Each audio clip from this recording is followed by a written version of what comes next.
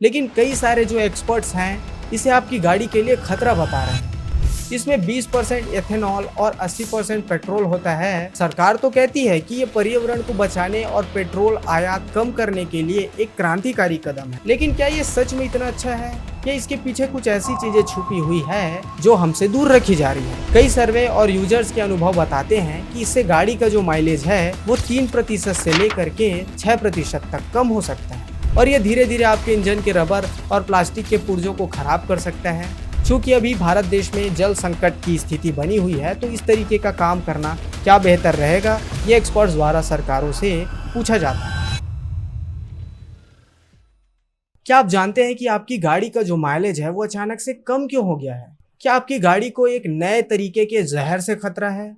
सरकार तो इसे प्रदूषण के इलाज कहती है, लेकिन कई सारे जो एक्सपर्ट्स हैं इसे आपकी गाड़ी के लिए खतरा बता रहे हैं। नमस्कार दोस्तों, आज हम बात करेंगे एक नए प्रकार के ईंधन की जो आपकी गाड़ी के टैंक में धीरे धीरे बढ़ रहा है, और उसका नाम है E20 पेट्रोल।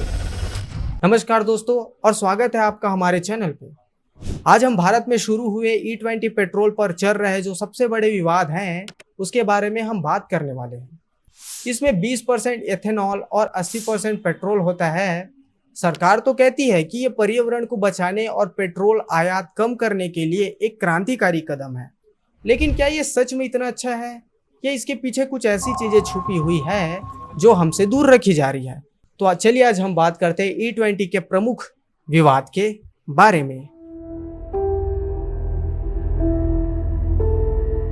देखिए, जो E20 एथेनॉल वाला जो पेट्रोल है उसके विवाद को हम 3 मुख्य बिंदुओं में समझ सकते हैं। पहला ये है कि आपकी जेब पर ये बोझ है, द माइलेज प्रॉब्लम। दोस्तों, जो E20 में एथेनॉल होता है जिसकी ऊर्जा जो होती है वो कम होती है।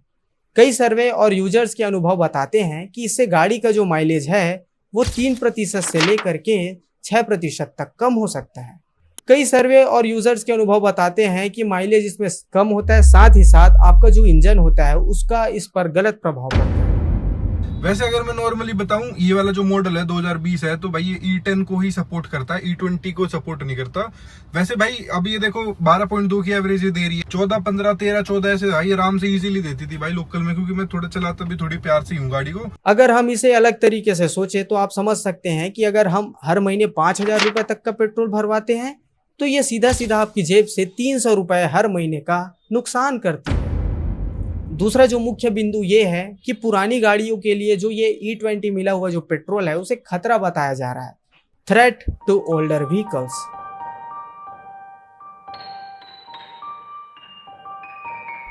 देखिए, जो भारत है ना उसमें ज्यादातर जो गाड़ियां है 2023 से पहले बनी हुई है, और ये जो गाड़ियां है वो मुख्य तौर पे E10 पेट्रोल को सपोर्ट करती है, उसी के लिए ठीक तरीके से बनी हुई है। इथेनॉल में जो कोरोसिव गुण होते हैं, यानी कि एक ऐसा प्रकार का गुण जो चीजों को खराब कर देता है। अगर हम E20 पेट्रोल के संदर्भ में इसे जानने की कोशिश करते हैं, अगर आपका जो इंजन है वो E20 सपोर्टेड नहीं है, लेकिन उसमें अगर आप E20 मिला हुआ अगर आप पेट्रोल भरवाते हैं तो ये अपने कुछ गुण के कारण आपके इंजन को खराब करने का काम करता है, और ये धीरे धीरे आपके इंजन के रबर और प्लास्टिक के पुर्जों को खराब कर सकता है। देखिए, अगर और भी बात करें तो इससे फ्यूल लीक और इंजन में बड़ी खराबी जैसी समस्याएं जो है वो आ सकती है, जिसका मतलब है कि आपको मरम्मत पर थोड़े ज्यादा पैसे खर्च करने होंगे।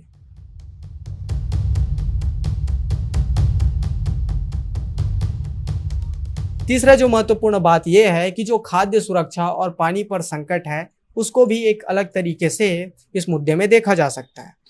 क्या है कि जो एथेनॉल है वो गन्ने और मक्के जैसी फसलों से बनता है। विशेषज्ञ सवाल उठा रहे हैं कि क्या हमें भोजन के लिए उगाई जाने वाली फसलों का इस्तेमाल ईंधन के लिए करना चाहिए। इसके अलावा गन्ने की खेती में बहुत ज्यादा पानी लगता है, जिससे जल संकट और भी गहरा हो सकता है। चूंकि अभी भारत देश में जल संकट की स्थिति बनी हुई है, तो इस तरीके का काम करना क्या बेहतर रहेगा, ये एक्सपर्ट्स द्वारा सरकारों से पूछा जाता है। ये तो हमने लोगों का पक्ष देखा है, थोड़ा सा हम सरकार के पक्ष को भी इस पॉइंट के माध्यम से जानने की कोशिश करते हैं।